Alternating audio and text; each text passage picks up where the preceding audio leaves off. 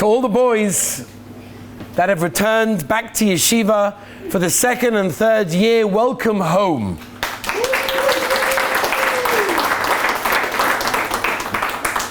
To all the new boys that have joined us, welcome to what Be'ezus Hashem is going to be one of the greatest years of your life.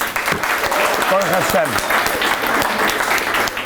I can't tell you how exciting this is. I've been waiting since we finished the Zman a couple of months ago, last year, to wait for this moment with all these beautiful new faces, new Gewaldige Neshamas that have come to join us over here. And I feel a little bit emotional. Yeshiva, for those that don't know, is named after my grandfather, Reb David Last. This is the 8th year of yeshiva. And I remember the very first year in starting yeshiva, it was like, how am I going to do this? Open a yeshiva? I tell this to people, by the way, that come to ask me, should I open a yeshiva? And I say, you've got to be crazy to open a yeshiva. There's no other pshat why you'd open up yeshiva unless you are crazy.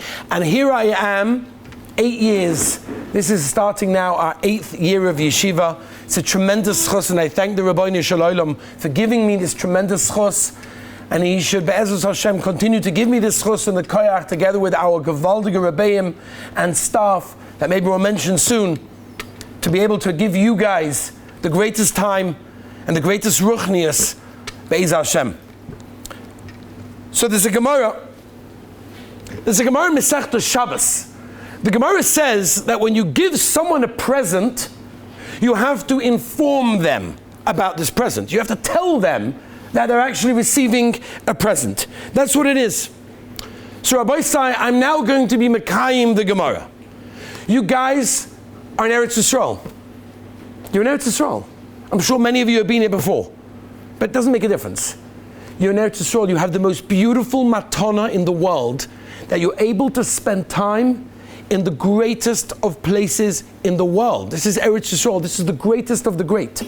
And you guys are here, you're privileged to be here, and I want to spend a few minutes so perhaps you understand what it means to be here in Eretz Yisroel. You know, there are 2 mitzvahs that you can mekayim with your whole body. Most mitzvahs you do with your hand, some with your legs, most with your brain. You know, there's mitzvahs you tefillin, you wrap it around. Tzitzis, you put it on, lis atef. There's many mitzvahs that we do. Shofar, we listen with our ears.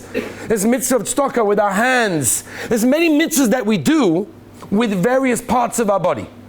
There are only 2 mitzvahs that you can be mekayim, you can fulfill with your entire body. You almost immerse your body into the mitzvah. Number 1, sukkah. And number 2, Eretz Yisroel. When you are here in Eretz Yisroel, you are mekayim a mitzvah every single second that you are here. But I want you to appreciate it. I don't want you to let go of the opportunity that you have, because unfortunately many looked back and said, I wish I would have known. I wish I would have taken better advantage. So I want you guys to do that. I want you guys to take advantage now. Let's not wait till the end of the year and say, oh, what I could have done, I should have done. No. Let's do it now. Let's have the greatest year. But the way to do that is to appreciate where we are. There's a Mordechai Medrash. Listen to this Medrash. Medrash Tanchuma in Parshas Masei. The Medrash tells us, how did the Rabbeinu Shalom decide to give us Eretz Yisrael? Shaykhs. Why? Says the Medrash, very simple. Kodesh Baruch Hu said to Moshe Rabbeinu, Eretz Yisrael is my most beloved land. I love Eretz Yisrael, said the Rabbeinu Shalom. The Rabbeinu Shalom continued and said, Moshe Rabbeinu, I love Klal Yisrael. I love them. Chazal call us B'ni B'chayri. We are Kodesh Baruch Hu's firstborn. You know, you have a parent that has their first child, right? You can think about it for a minute. A parent has their first child. I remember having my first child. It's exciting. Finally, you have a child, you're starting to build a family. This is the child that calls you Tati. It's a beautiful opportunity. Said the Medrash, the Rabbeinu Shalom calls us his Bechor. He loves us. We're his firstborn. We're his only child. Says the Medrash, the Rabbeinu Shalom said it makes sense to give the beloved nation the most beloved land. That's Eretz Yisrael. HaKadosh Baruch Hu also made sure that the very first Jew of our history, Avraham Avinu, would have this love, this longing for Eretz Yisrael. Pasuk says in Parshas Lech Lecha, HaKadosh Baruch Hu tells Avraham Avinu, Lech Lecha ma'aretzecha. Go from the place that you live, where you grew up, the house, and go to the land that I'll show you. Where's that? Eretz Yisrael. Why did HaKadosh Baruch Hu not just say, Avraham, go to Eretz Yisrael, 2 tickets, raffle tickets, you won the tickets, go to Eretz Yisrael, make it exciting? The answer is, again, Chazal, Gemara, if Avraham wouldn't know where it was, he'd be more anticipating, there'd be an excitement, there'd be a journey on the way to Eretz Yisrael. And that's the journey that Avraham Avinu did. And that's why we're still here. Moshe Rabbeinu, the greatest Onav that lived on planet Earth throughout our history, Moshe Rabbeinu, had one regret in his life. Moshe Rabbeinu did everything. Like, what would we have? What would we have without Moshe Rabbeinu? He brought down the Torah from Har Sinai, gave it to Klal Yisrael. He was the greatest Onav. Who was greater than Moshe Rabbeinu? One regret in life. Can you imagine? You look back and you think, oh, wish I would have done that. Moshe Rabbeinu's one regret, you know what it was? Not coming to Eretz Yisrael. I mean, he wasn't allowed to come to Eretz Yisrael, that's true, but his biggest regret was that he wasn't able to be in this very land that you are right now in. He valued it so much, he understood what it represented, that he was desperate to get here. So much so, there's a Mordechai Medrash. The Medrash tells us that Moshe Rabbeinu asked Hashem, okay, you're not going to let me into Eretz Yisrael? Make me an animal that crawls up the trees. At least I'll get into Eretz Yisrael that way. Hashem said, no, sorry. You're not coming to Eretz Yisrael, not as a human, not as an animal, you can't get in. Not even as a fly. That means Moshe Rabbeinu understood that even an animal crawling up the tree in Eretz Yisrael is better than anything in the world. And you guys are just in Eretz Yisrael. You just rocked up, and here you are. Gewaldig. Okay, some people got a bit of a longer journey, I get it. But like, here you are, you're in Eretz Yisrael. You know what this means? Moshe Rabbeinu was dying to be here. Moshe Rabbeinu would have given anything just to be here in Eretz Yisrael, and you guys are here. There's a Mordechai Gemara. The Gemara at the end of Masechtas Ksubas Daf Kuf Yud Beis talks about and you think about this, so you think this is a bit, it's a Gemara. Listen to this Gemara. Ksubas Kuf Yud Beis. The Gemara tells us about the love that the Amoraim had of Eretz Yisrael. So much so, Rav Abba, again, this is a Gemara, right? It means anyone in the Gemara could have done Tchias HaMesim. These people can make dead people alive, right? Rav Abba in the Gemara, when he came to Eretz Yisrael, on the port of Akko, the Gemara says, he went down on the floor and he kissed the ground. That's not one of these, Israeli flags, Aliyah, Nefesh B'Nefesh, beautiful, great. This is Rav Abba in the Gemara. He kissed the ground of Eretz Yisrael. Reb Chia, you're talking about Gedolei Hadar, people that mamish Ruach HaKodesh. Reb Chia rolled in the dust of Eretz Yisrael. Do you know what that means? And we just walk around.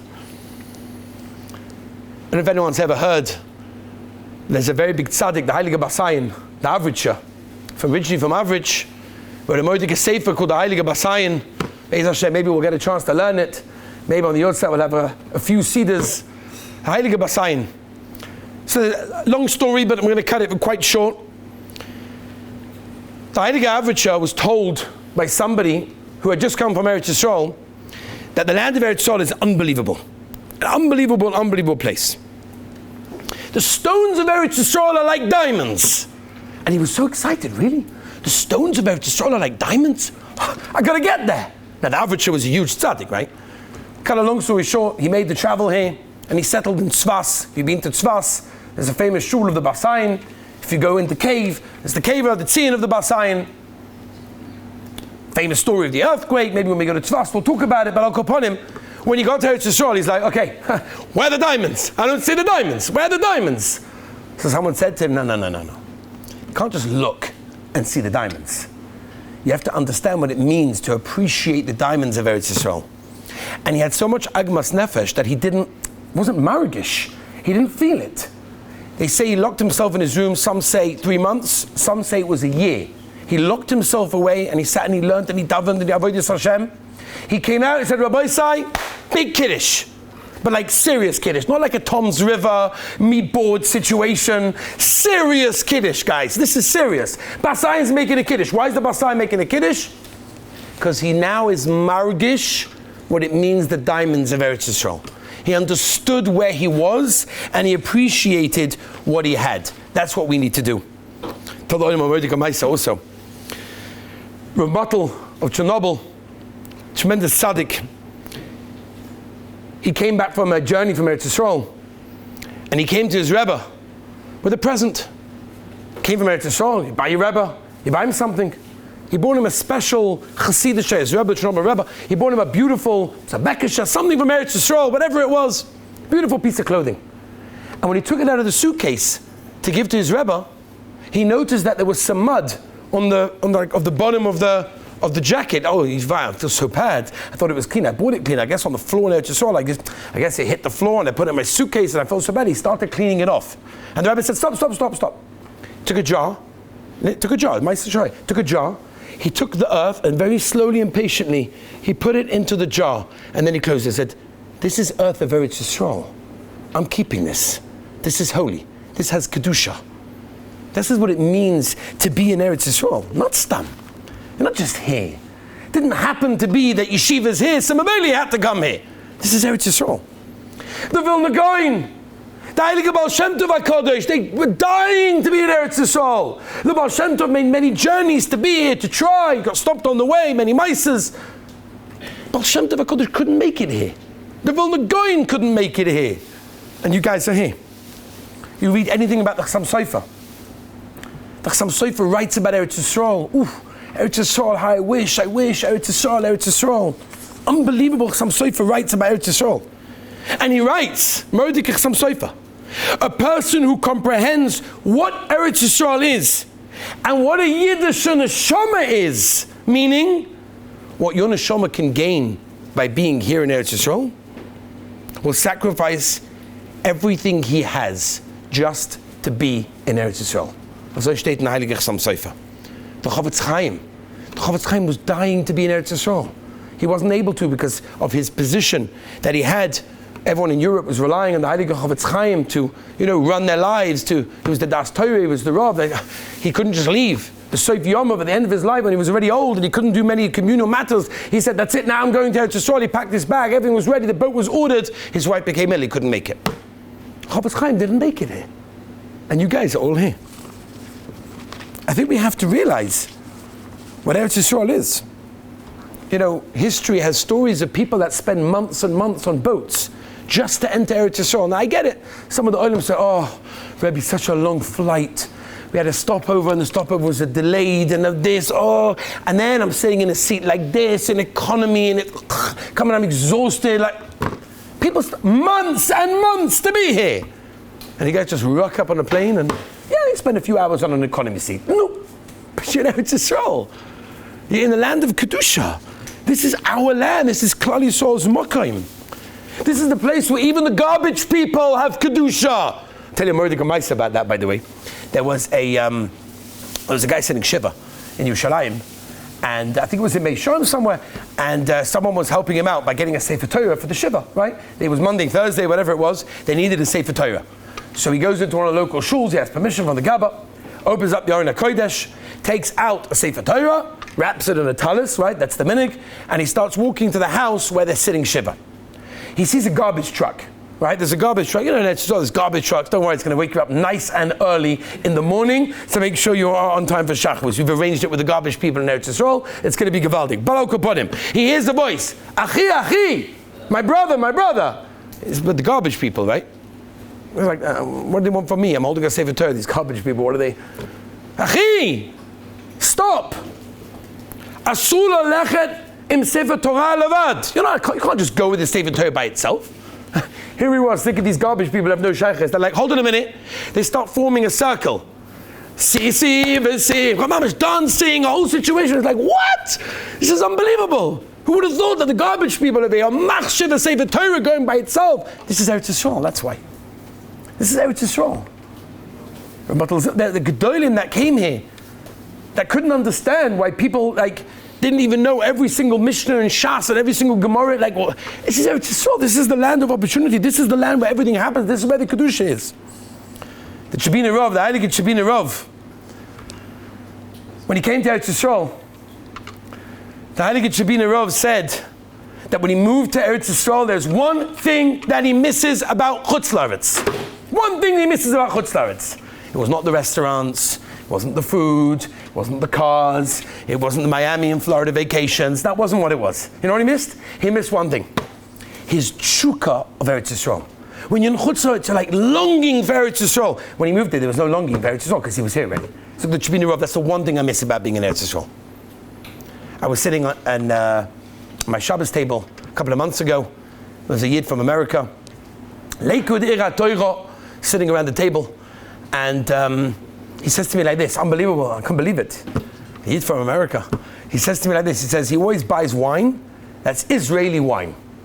So I said, oh, you prefer Israeli wine, not French wine? No, I dafka buy Israeli wine. Why? Better for? No, not necessarily. Maybe it is, whatever. Don't want to speak Lashon Hara about Peres, Eretz Yisrael, or Meraglim, whatever. He said, you know why I buy it? I'll tell you. Listen to this, Rabbi. He said, just listen to this. You might think, oh, come on. But listen.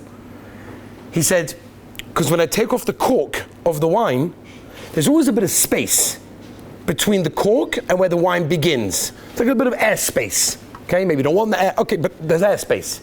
I take off the cork, and I give it around to all of my children. They should smell a bit of avir, a bit of air of Eretz Yisrael.